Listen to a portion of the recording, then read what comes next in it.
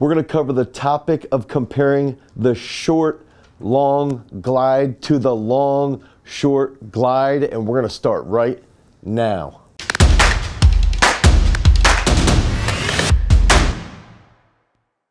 What's up, everybody? It's Dane Miller from throwsuniversity.com, and if this is your first time to the channel and you want to learn about throwing technique, you want to improve your glide, you want to improve your spin, you want to drop some bombs in the discus, make sure that you like, you subscribe, and you ring that notification bell so we can help you become a champion. So we've all heard these discussions about whether or not the glide is dead, and a lot of the top throwers in the world, sadly, in recent years have said, oh, the glide's dead, the glide's dead.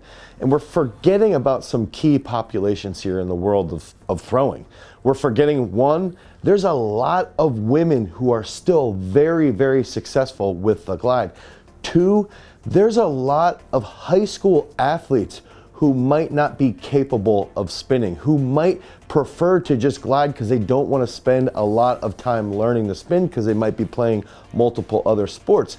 And it's important as ambassadors of the sport of track and field, of athletics, that we continue to keep these individuals in the sport by educating them on different techniques, including the glide. And that's where we've got to go into the two different types of techniques within the glide. And that first specific one that we're going to talk about is going to be the long short glide. So what is that long short glide? If we can think about it, when an individual is a long short glider, their standing throw position is not going to be as wide as a short long glider. So they're going to be going across the circle. Their right leg will travel across the circle out of the back a little bit further than someone who is a short long glider. A good example of this might be someone like Michael Carter or someone like Manuel Martinez. These are both phenomenal gliders.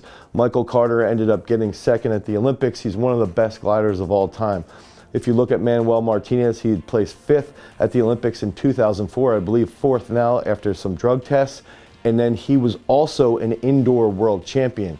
And one of the biggest differences here, if we can think about that long short, is that the left leg is going to get a little bit higher, a little bit more above that left knee joint. That left foot is going to get above that left knee joint when we're doing that long short, because we want to have a little bit more air time to enable that right leg to get under you a little bit more. So what is the downfall of this?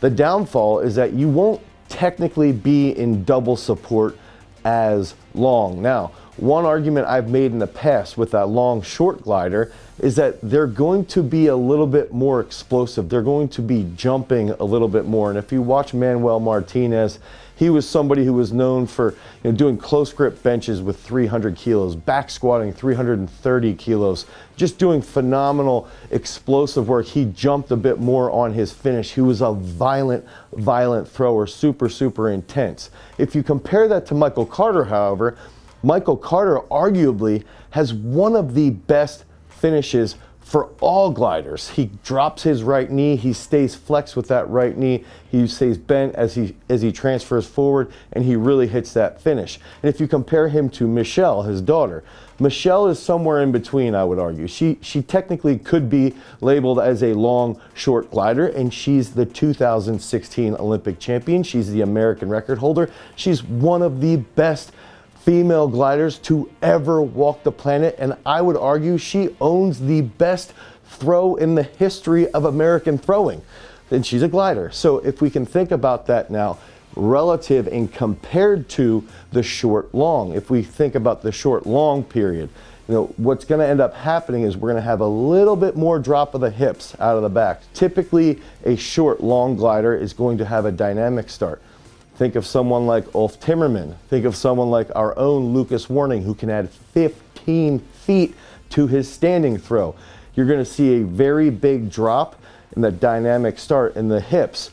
And when those hips drop, their left foot is going to stay very close to the circle. If you think about Timmerman, if you think about Lucas Warning, their left foot will almost be at the toe board before they come off of that right heel.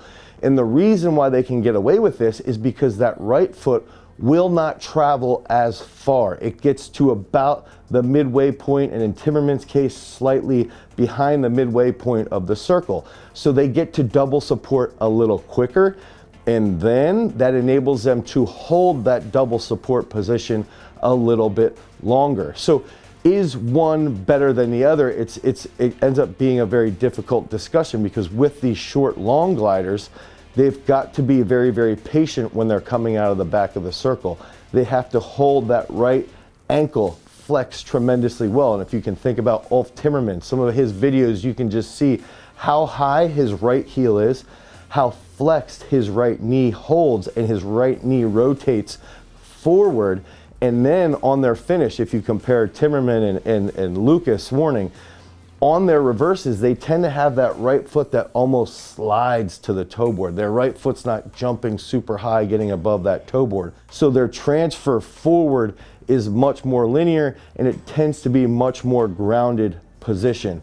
If it comes down to it, I believe that the short long glide is definitely the preferred technique, because of how quickly they can get into the double support position and how long they can hold that double support position. And ultimately, if we look at it, Ulf Timmerman, Majewski, Storl, these are all short long gliders who I believe tend to be some of the best gliders of all time. And I believe that the short long glide does go a little bit further than the long short glide.